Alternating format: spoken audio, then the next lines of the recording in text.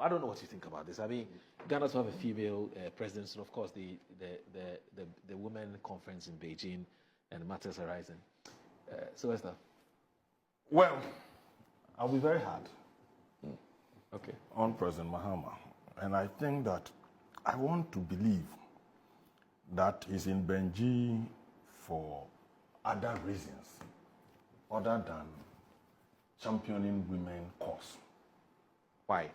And if the Chinese government invited him as an advocate for women's rights and women empowerment, then they got it wrong. They got it wrong. And I think he's the wrong person to be in China with taxpayers' money. Because? Today, I want to show the thing well. You see,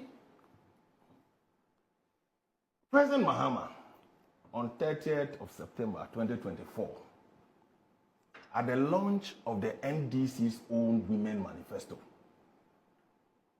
promised the NDC women and activists and the good people of this country and the world at large that when you elect me,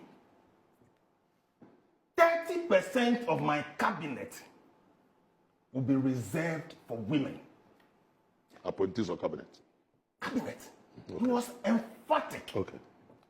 Cabinet. So, such a double-faced man. So, and he said, one of his 120 days campaign promises, that in 14 days, he will announce his cabinet. Gracefully, he did so. Okay. So the 30% of women empowerment cabinet position, he gave them 10%. Okay. 2 people. Two women. Only 2. Enyo pen. Out of? Ekome Enyo. No, it doesn't matter. Please. No.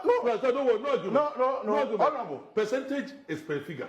That's exactly what I'm saying. You can even have 30% of 2. It doesn't matter. Exactly what I'm saying. We know, and President Mahama had been president before, that the statutory cabinet numbers in this country is 19. That's right.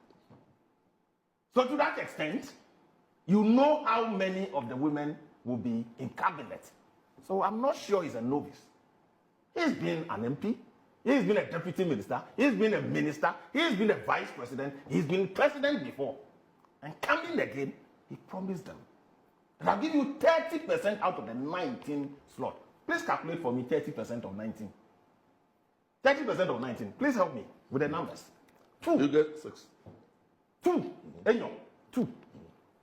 So this man now goes to Beijing and tell the world, very soon, we'll have a woman president. You see, he's a product of a vice president becoming a president. President Mahama. Because at the point he was persuaded to be vice presidential candidate, we know, evidence abounds that he was even running away from it. People had to persuade him to be vice presidential candidate. On the virtue of that, he became president. Now you have a female vice president. So all the schemes, it's obvious to say that when I go, she succeeds me. Then it's not just 2028. It's not too far. So when you are saying in 20 years to come, but I'm saying that if our president has been invited to China, if for any other reason, that is fine. But for a man who publicly promised the women of this country that I reserve 30% of my cabinet positions for you, only to turn around and deceive them, and is in Beijing doing what? It is much ado about nothing. Man you cannot take serious on his word. Does the fact that he settled on a woman as his running mate and now he's vice president? That makes it worse because you see, at the time he was making the promise, yes, the woman was already the vice presidential candidate. Was already the vice presidential candidate. So add the woman and himself to cabinet, making 22. It makes it worse. So there are 3 out of 22. No, I'm even asking you that. There are 3 out of 22. No, maybe one. So you see, please. It is what he said. I'm saying that. I'm holding him accountable to what he said. Fair. So that's it. Fair. fair democratic exercise. So for me, he's not a good example to be invited to China on the issue of women empowerment and championing. That's what I'm asking you, that for a president who has settled on a female running as his running mate, who now is the vice president of this country. Fantastic. Would you still question his commitment to the female? But that is why I'm saying that cause? at the time he was promising Ghana, the woman was already the vice presidential candidate. So it's immaterial. I get that. So he should have said that, okay, on the basis of having a female vice presidential candidate, no woman should expect an appointment in my government. But if that's what you are saying. No. You're not getting listen, please. You're not getting I'm saying that you're not getting no matter the weight you place on the vice presidential candidate being a woman or vice president being a woman, we all place the premium on it. Fantastic. But I'm saying that it's inconsequential to the promise he made. What is the correlation? Because at the time he was making that promise, the woman was sitting right beside him. No. Of course. The promise has September 20. No, please.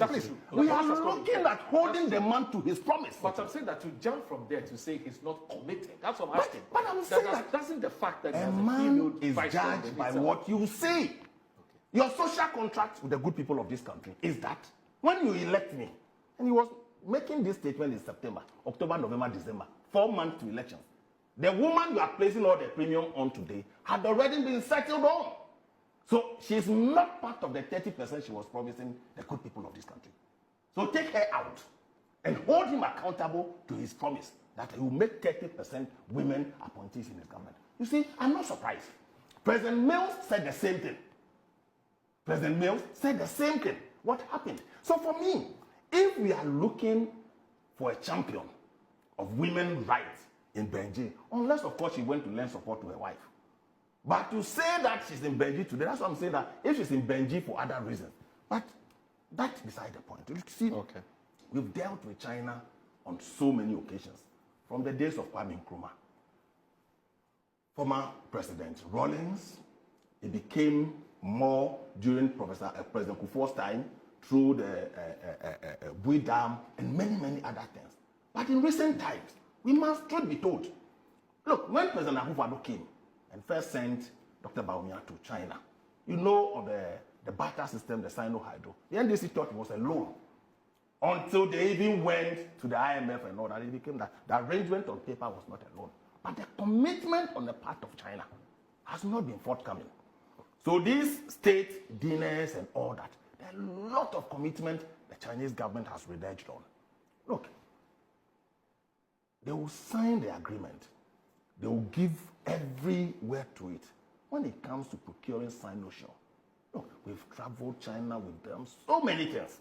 We must be careful. I must be honest. Look, China is one country. I don't know during your tenure of service if you've done official visits to China before. Look, if they give you a welcome, I haven't seen any country that will give you a welcome that will not melt more than China. Trust me. They know how to do it. Their protocol. So if you are not careful, you'll be overwhelmed. Okay. But when it comes to delivery, commitment, I think we as a country, our foreign policy, our engagement, we should sit down and really look at it. They should take all the agreement they signed with the MPP administration. Look, with the conversation we are having. You see the conversation we are having and you put this in. Please don't do that. So don't do that. We are holding the man to his 30% promise. So you see, President Mahama may be in China for other reasons. That's fair. But if he flew to China with this large delegation on the basis of women empowerment and championing, he's a failure. And he's a man that cannot be taken for his word. So whatever he says... is this delegation large? Of course. So far I've counted about 6, 7. But that is a cabinet you see. Go behind it. Maybe more than Emirates. No, but we don't know it for a fact. So get them to produce a list. Get them to produce a list. You think President Mahama traveled with 6 people. So you see, he didn't travel with 6 people. So he's been the list. It's a full Emirates charter. It's a full Emirates charter. Let's wait for the list. So get the list. They should accompany them, communicate with the list. I hear you. So for me, I think that we should relook at our engagement with China.